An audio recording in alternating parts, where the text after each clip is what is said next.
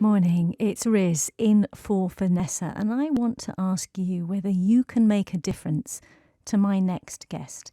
A woman who has been diagnosed with a deadly blood cancer is struggling to find a stem cell donor that could save her life because of her mixed heritage. Yvette was diagnosed with acute lymphoblastic leukemia, a rare and aggressive blood cancer, in March 2021. Yvette has Chinese and Jamaican heritage, which means that finding a bone marrow donor to provide new healthy stem cells is proving difficult.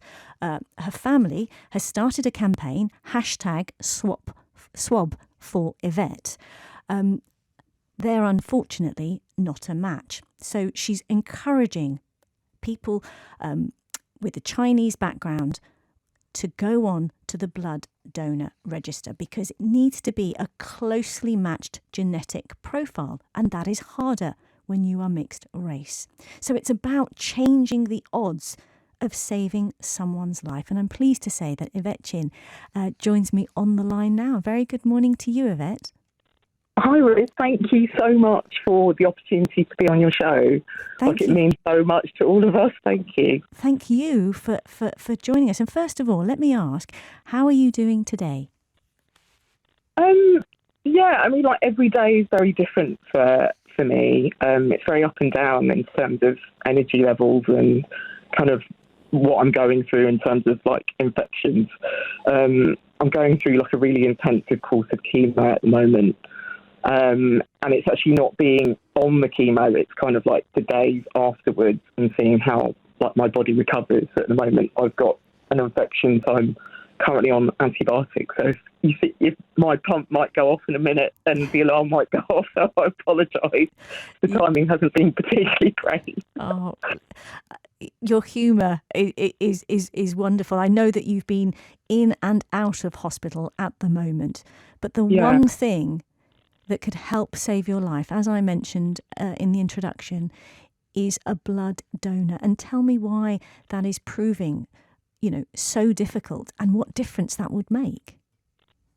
Yeah, so unfortunately for me, I've been through quite a few different courses of different treatment, traditional as well as a trial that was offered to me at UCLH. Unfortunately didn't work for me, so I've relapsed on sort of all of those. So this is kind of the real only option of a cure for me. Yeah. So it's, as you described, it's an unrelated donor, adult donor, or we're also looking at pooled blood banks as well, which is through mothers who donate their umbilical cord and placenta. Right. So that's another option. But there's such a huge disparity between the number of white donors registered and ethnic minority groups. It's pretty much half of our white counterparts. And really, a lot of it is about kind of the inequality of those chances, just bridging that gap, essentially. So for myself, I am looking for an East Asian, Jamaican mixed heritage background, which makes it even more complicated because of the tissue typing matching.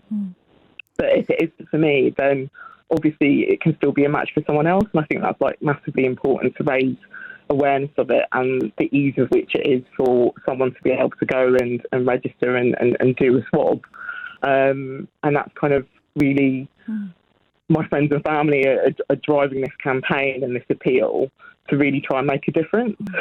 If it's not for me, then, hopefully for someone else as well, Oh, Yvette, that so speaks to your character, that even at a time like this, you're thinking of others. And I know you mentioned your Chinese and Jamaican heritage, and it's so important, as you say, people of different ethnicities, to come forward, especially mixed heritage.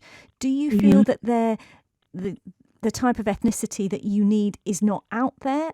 Are they not coming forward? Do you think they're worried about registering and what it involves? I think some of it is down to lack of awareness. I mean, I couldn't truly say myself that I was aware of the disease much. I personally don't know anyone else that has leukemia, and so it's kind of raising that awareness in the first place, but also to take away any sort of fear or stigma about kind of what is actually involved. And again, from my perspective, either like I didn't know what was involved in stem cell donation and registration. So I think it's largely to do with that, I think. Yeah, and it is, for those that don't know, a simple swab. Yeah, exactly. Now, your brother, Colin, has been a huge force behind this, and we know that there is a special donor drive happening in Chinatown that's coming up. Tell us about that. Yeah, that's right. So friends and family have organised a person drive in Chinatown on Sunday the 24th of April, and that's taking place between 11:30 and 2:30 p.m. outside the China Exchange. So yeah, just encouraging like anyone to show up and drop by, register and sign up basically, and spread the word, and just having that active presence there and speak to friends and family essentially. So yeah, we're hoping that will boost the numbers with the number of donors. Yeah, I'm just going to repeat that again, just so that anyone who wants to get involved, particularly, as you said, anyone with a mixed race background, particularly in your case, Chinese or Jamaican, it is on the 24th of April outside the China Exchange in Chinatown between 11:30 and 2:30. Now, can I ask you, Yvette, one moment here you are, a project manager working, I believe, on the refurbishment of Buckingham Palace, and then your life just completely changes. How do you find the strength and the resilience, to be as so calm and charming, and strong as you sound right now? Oh, Riz, that's very nice of you to say so. That's very sweet. I mean, I'm really lucky to have kind of a very grounded upbringing and like amazing family and friends around me. So I've always felt like from the moment of getting the diagnosis, like really supported. Leukemia is really difficult and I've got aggressive form. It's like I do try and sort of ground myself and think, I'm not the only one that's going through this. I'm really lucky. I've had quite a few opportunities with different treatments. Like it was just incredible to be accepted on the trial at UCH for the CAR T trial, even though it wasn't successful. And I just think, wow, just the NHS in general is just astounding. Like I just can't get over the treatment and care that I've received today. So it's just things like that. You're just sort of really, really grateful for the care and the love that like my family and friends have for me. So and if anyone who was involved in your care and particularly to your family, what do you want to say to them this morning? It's so hard because I don't think any words can really express kind of how I feel. And I think you just know amongst your friends and family. And it's really, really difficult to convey, but it's just unconditional, I think. Just that love that everybody has and what everyone's been doing for me and this campaign and appeal. So yeah, it's just the biggest thank you. Look, I don't think I can ever repay that kindness. So yeah. And is it true that on your birthday you did get to see James Bond with your brother? Yeah, I did escape. It was top priority for me. We had the luxury leather seats at the back. Did it live up to the expectation?